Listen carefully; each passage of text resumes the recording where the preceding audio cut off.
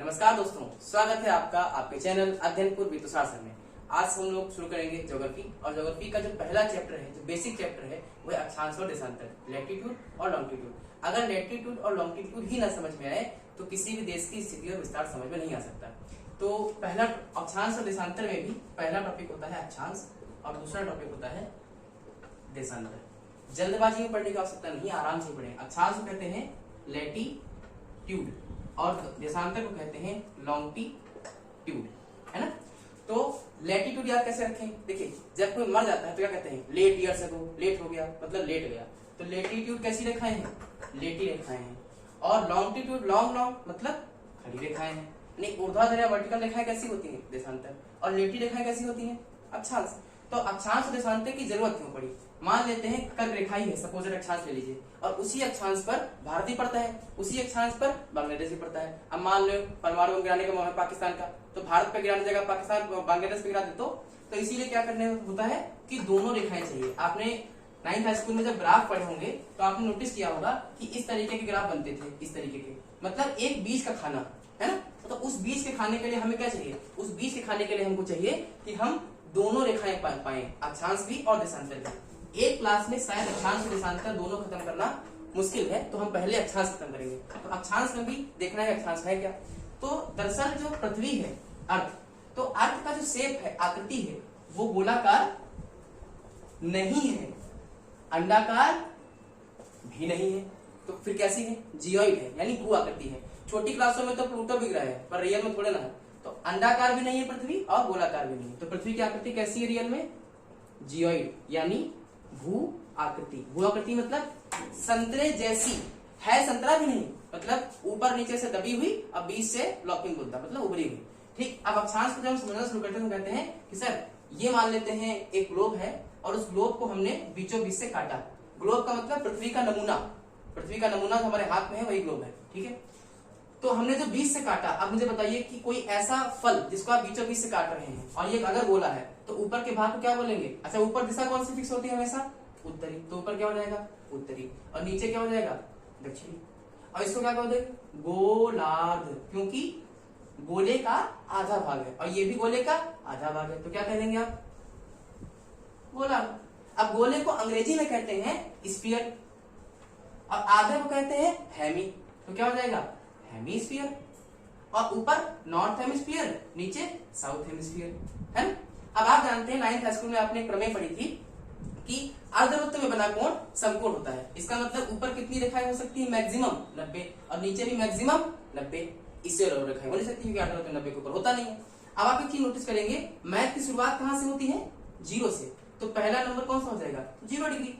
चूंकि भूमि के मध्य में है तो नाम पड़ जाता है भूमध्य रेखा।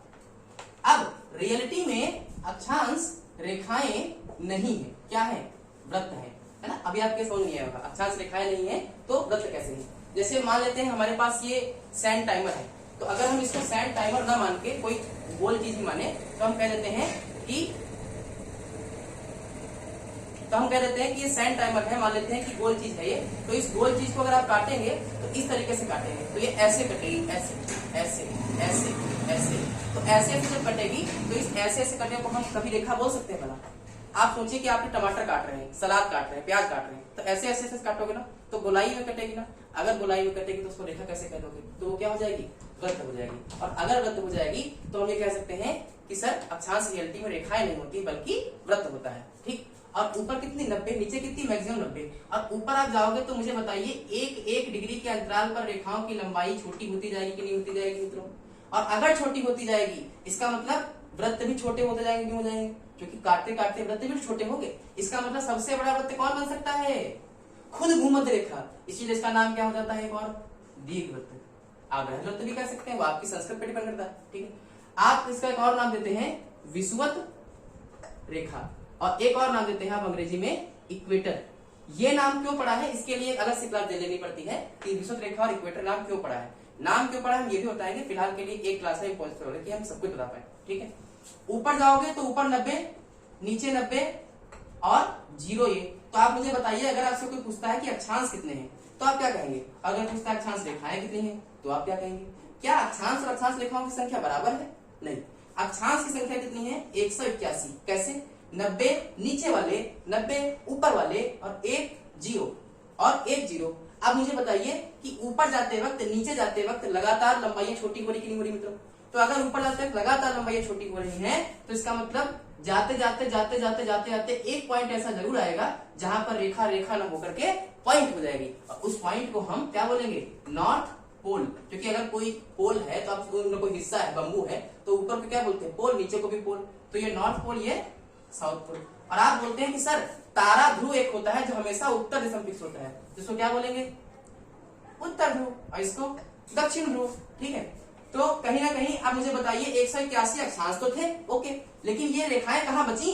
ये तो पॉइंट हुआ ना, और कितने हैं? एक ऊपर एक नीचे, तो 181 -2, तो सर कितना हो गया? 179। तो कभी आप अक्षांश और अक्षांश रेखाओं की संख्या बराबर नहीं कह सकते। अक्षांश 181 होते हैं, अक्षांश रेखाएं 179 होती हैं। अगर इसके अलावा हम अन्य चीजों में आगे बढ़ेंगे तो हम कहेंगे कि सर ऐसा है कि भाई हमने सुना है कर्क रेखा, मकर रेखा, अन्य रेखा, वो रेखा।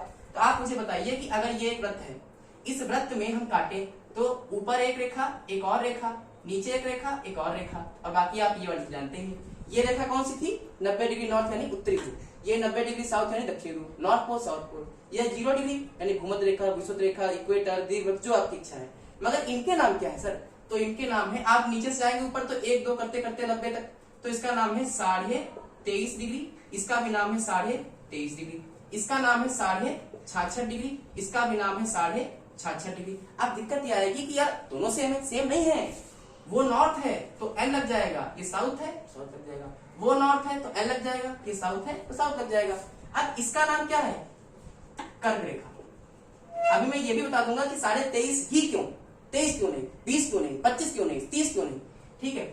और इसका नाम कह देते हैं मकर रेखा। अब आप जानते हैं मकर राशि में सूर्य का प्रवेश करता है 15 जनवरी को, लेकिन मकर राशि में सूर्य का प्रवेश करना और मकर रेखा में सूर्य का प्रवेश करना एक बात कतई नहीं है। ये मकर रेखा है और मकर राशि तो कॉस्मोलॉजी से संबंधित है ना, तो इसको क्या बोलते हो? ट्रॉपिक ऑफ कैंसर, और इसको क्या बोलते हो? ट्रॉपिक ऑफ कैप्रिकॉर्न, है ना। और आप जानते हैं अगर आपने कभी भी जिंदगी में ग्लोब देखा है तो ऊपर साइड में आर्कटिक महासागर होता है, तो यहाँ पे कौन सा हो जाएगा? आर्कटिक वृत्त। और सर नीचे कौन सा हो जाएगा? नीचे आपने अंटार्कटिक महाद्वीप पढ़ा होगा, तो कौन सा हो जाएगा? अंटार्कटिक वृत्त। और अंटार्कटिक दुनिया का सबसे बड़ा मरुस्थल भी है। दुनिया का सबसे बड़ा मरुस्थल सहारा नहीं है, सहारा दुनिया का सबसे बड़ा गर्म मरुस्थल है, लेकिन सबसे बड़ा मरुस्थल कौन है? वो अंटार्कटिका है ना। तो 10 मिनट का भी वीडियो है तो उसमें बड़ी बात नहीं है, आपको कम से कम अक्षांश तो समझ में आएगा ना। देशांतर समझ में मैं एक क्लास में नहीं कर सकता, पर अक्षांश तो कर ही दूंगा, ठीक है।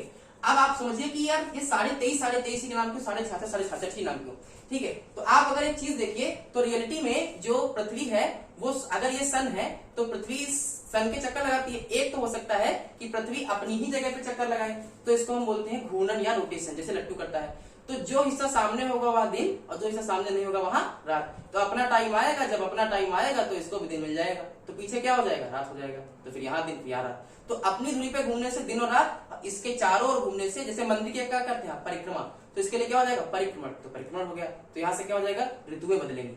तो आप एक चीज नोटिस करेंगे कि पृथ्वी चक्कर पहली बात तो वृत्त में नहीं लगाती, एलिप्टिकल लगाती है, इसीलिए कभी पास कभी दूर। इसके अलावा जब चक्कर लगाती है तो आप एक चीज नोटिस करेंगे कि पृथ्वी चक्कर ऐसे नहीं लगाती, 23.5 डिग्री झुक कर लगाती है। और अगर वो 23.5 डिग्री झुक कर चक्कर लगा रही है तो आप ये कह सकते हैं इसीलिए 23.5 नाम रखा, वरना ज्योग्राफी वालों को इस नंबर से कोई विशेष लगाव नहीं था। इस समय उनकी शादी नहीं हुई थी इस डेट में, है ना। और 66.5 क्यों? अगर कक्ष तल से, अगर आप कह सकते हैं कि सर पृथ्वी चूंकि 23.5 डिग्री अपने अक्ष पर झुकी है पश्चिम से पूरब की ओर, इसीलिए तो सूर्योदय होता है। हालांकि सूर्योदय से कुछ नहीं होता रियल में, ठीक है। और अगर कक्ष तल से 23.5 डिग्री है तो सर दूसरा भी तो कुछ और होगा, उसका मान है 66.5 डिग्री, और इसको हम कहते हैं क्या? आर्कटिक वृत्त। इसके अलावा क्या है उष्णकटिबंध, क्या है उपोष्णकटिबंध, क्या है शीतकटिबंध, क्या है देशांतर की बातें, क्या है अन्य बातें, वो हम अगले वीडियो में देख लेंगे। तब तक के लिए धन्यवाद। Like, share, subscribe and comment, जैसा आपको अच्छा लगे।